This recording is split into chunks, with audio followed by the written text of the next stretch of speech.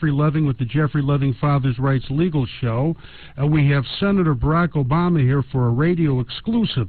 But before we talk to him, I'd like to thank the Council on Responsible Fatherhood for providing free Father's Resource Guides to our listening audience. And anyone who wants a free Father's Resource Guide, please call 312-296-8656. Also, Fathers Who Care Expo for Today's Man is coming up very shortly, June 7th. It's the 8th Annual Men and Fatherhood Empowerment Conference in collaboration with Congressman Danny Davis and the Illinois Council on Responsible Fatherhood. And this is at Malcolm X College in Chicago, Saturday, June 7th, 9 to 5 p.m. And if you're not in Illinois, it's worth flying in or driving in for this important conference on fathers' rights, child support, expungement, conflict resolution, real issues that face men in America. And for more information, contact Danielle Masterson at 312-807-3990, extension 255, for this important expo for today's man.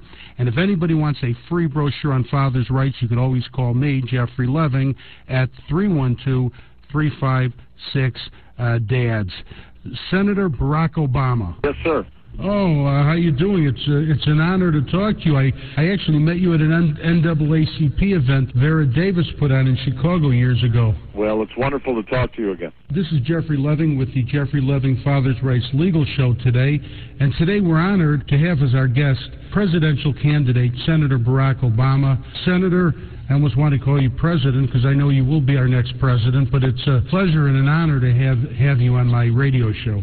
Well, thank you so much for having me. And I was reading your website, barackobama.com/family, and I was reading about strengthening fatherhood and families, and in your website you talk about fatherless children and how they're more likely to end up in poverty and drop out of school.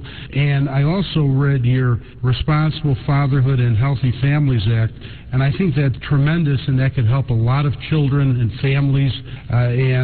What motivated you to reintroduce the Responsible Fatherhood and Healthy Families Act? Well, Jeffrey, as you know, my father left me when I was 2. I remember watching my mom struggle as a single parent, trying to go to school and work and raise 2 kids at the same time. And fortunately, she had support from my grandparents, but a lot of single moms don't have that. And unfortunately, although many of them do heroic jobs, it is true that statistically, children without fathers involved in their lives are more likely to experience poverty, more likely to, if their girls get pregnant as teenagers, they're more likely to have problems at school. And so I really believe that it's important for us in all communities, but especially the African-American community, which has seen such a problem with lack of men and male involvement in family life, that we really put an emphasis on this. And this is something that, the government can help make sure we don't have disincentives for fathers to be involved, make sure that our welfare programs, for example, are designed in such a way that they don't penalize fathers participating.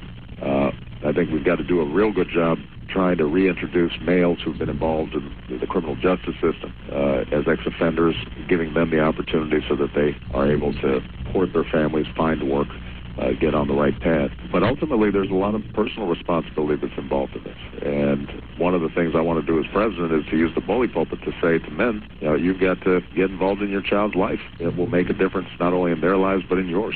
Yeah, I agree with you 100%. We need to support involved fatherhood, and I also believe to do this we have to change the way the world views dads, and fathers are an untapped resource, and I believe by involving fathers in positive relationships with their children, that will reduce youth violence, which is affecting our country terribly, especially in Chicago, where we're from.